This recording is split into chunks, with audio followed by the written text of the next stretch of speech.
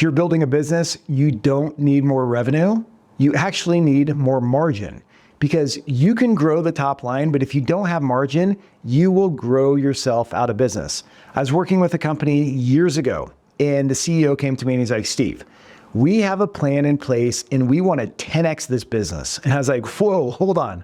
Before you go down that path, let's run some numbers, let's model it out and make sure you're going to have the working capital and, more importantly, the cash flow to make this all work. So in this video, I'm going to walk you through 3 metrics you need to pay attention to in your business if you want to create more margin. Starting with number 1, margin. And what I'm talking about here is gross margin. What is gross margin? If you go to your income statement, the very top line is revenue, right? This represents all the income generated from selling your products and services. Underneath revenue, you have cost of goods sold, or COGS. This represents all the cost, all the expenses incurred to fulfill your product or service. In other words, to deliver your product or service into the hands of your customers. It may include material costs, subcontractor costs, direct labor costs, and other direct or indirect costs related to your revenue, right? If you take revenue minus cost of goods sold, you arrive at gross. I can't even spell. That is gross, my handwriting. Gross profit, right? Gross profit. So this is the first thing that you need to be measuring in your business. So it's interesting because I was a CFO of a large tech company and we raised a ton of money, all right? We raised over $100 million from very smart investment bankers and financial institutions and very savvy investors. At the same time, we were losing money as a company. We were burning through a ton of cash. So you may wonder, how were we able to raise capital? The reason why we were able to raise capital is because we had gross margin. So we were able to price our products and services appropriately, have the volume, have a low cost of delivery, and prove that as we scaled, our gross profit increased, even though our overhead was high, causing monthly losses. So investors understood that, but if you don't have gross margin in your business, that's the first red flag, because it says, number 1, you can't price your products and services correctly, you don't have the right amount of volume, you're not selling enough units, and your cost of delivery may be too high. So it may be one of those 3, all of those 3, or whatever, but a gross margin problem is something you need to fix first. Okay. Number 2, right here, is operating margin or operating profit. Same thing. What do I mean by that? Let's just keep going down the line. And this is the income statement, by the way. We have revenue, cost of goods sold, gross profit. OpEx is next. This is just short for operating expense. And this represents sales and marketing, general and administrative, and research and development costs in your business. In other words, it's your overhead, all the costs associated with running your business. Take gross profit minus OpEx, and you arrive here at operating profit. To find operating profit, just like with gross profit margin, just take this operating profit divided by revenue. Gross profit divided by revenue will give you this, right? So that's the math. Operating profit divided by revenue. All right, and this is gross profit divided by revenue. That's how you get the percentage. All right, operating margin is super critical because sure, you could get away with a low gross margin for a short period of time, but eventually, if you don't have sources of capital, you will kill your business. So you don't want to do that. So with operating margin, it will measure how effective are you, not just at generating gross profit, but managing your overhead, your cost structure to generate profit, right? The reason why I look at operating profit instead of income before tax or net income, because sure, other income, other expense is important, don't get me wrong, but I'm more concerned with operating profit because I want to know, is my strategy working? Is my business model working? And I don't want the other stuff convoluting the numbers, okay? So that's why I pay attention to operating margin. All right, number 3, and this is where I ran the model, I showed the numbers to the owner, and I was like, you can't 10x your business or you're gonna like blow up. And here's what I showed him. Return on invested capital. Return on invested capital, I won't go into all the details, but it's just net operating profit after tax. So you take this number, net of tax, divided by invested capital. And invested capital is defined as your working capital and it's your net property, plant, and equipment. I have other videos that explain this, but in short, you can get these two numbers off your balance sheet. Okay. So return on invested capital, this is a percentage. It's really important to understand, and here's why.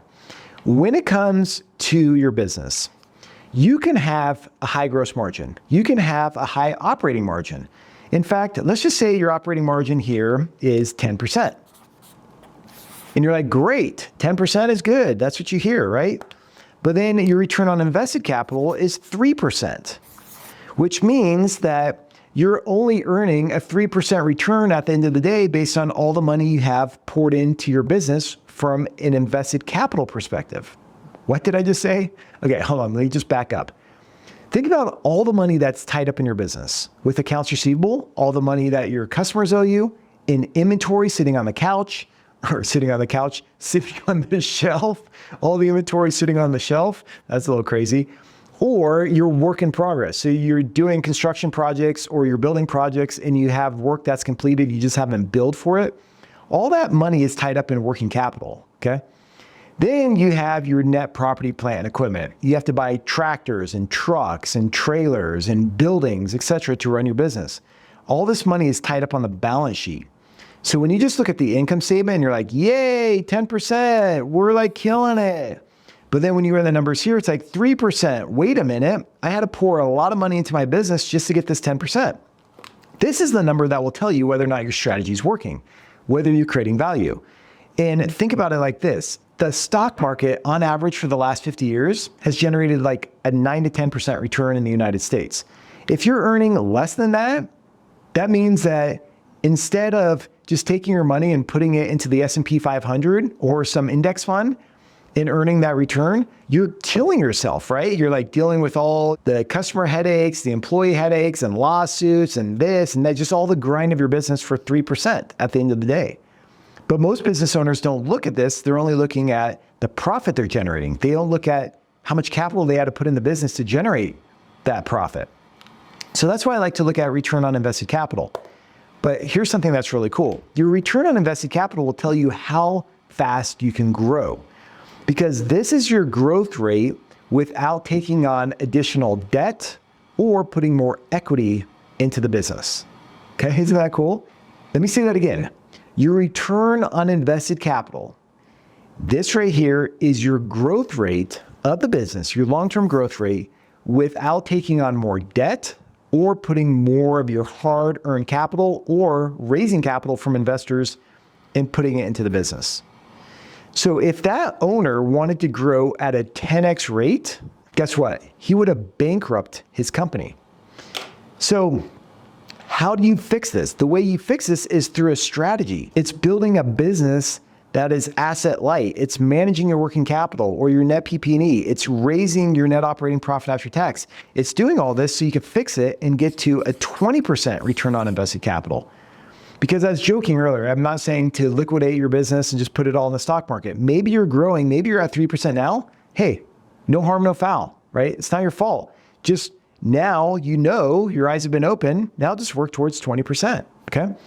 So it doesn't mean that your business is bad. It just means you're not where you need to be right now. So you grow your return on invested capital to 20%. There's this rule of 72. And what this rule is that this magic number 72 divided by a rate of return will tell you how fast your money doubles. So here at 20%, if I just take 72 divided by 20, that means the business will double every 3.5 years. And so when I went back to the business owner and I said, look, if you want to grow your company, you have to fix your return on invested capital first, or you have to go take on more debt or equity. And he's like, well, I can't take on more debt and I don't want to dilute myself and give up more equity. So I said, great, let's fix your margin in your business. That's why I say you don't need more revenue. You need more margin. Because if you just grow your business, imagine you just grow your business and you're not paying attention to the return on invested capital, guess what? You're gonna have to pour a ton more money into the business or take on more debt. And you don't want that because I'm sure you probably already feel financially strapped sometimes. So that's why margin is more important than revenue And once you get this all figured out, then pour the gasoline on and drive your revenue to the stratosphere. Okay. Is this making sense to you? Can I get a yes in the comments box? Also, what are your thoughts on all this? Does this make sense? Is this confusing? When you watch this video, is this confusing when I break down these 3 metrics? That would be good information for me to know because I can break this down even more simply, but I just want to make sure this is sticking in your minds and you're understanding this because I want you to apply this to your business. All right. If you need help with any of this, guess what? We have a 3-week plan on the Coltivar website. So you can go to coltivar.com. There's a link down below. You can sign up for the free 3-week plan. We poured a ton of money into videos and some free guides. There's also a challenge you could take. It's a paid challenge, but the free 3-week plan will get you started with these concepts and it'll begin a journey, a longer journey of transforming and growing your business. All right. Check out cultivar.com. Reach out if you need any help with this. And in the meantime, take care of yourself. Cheers.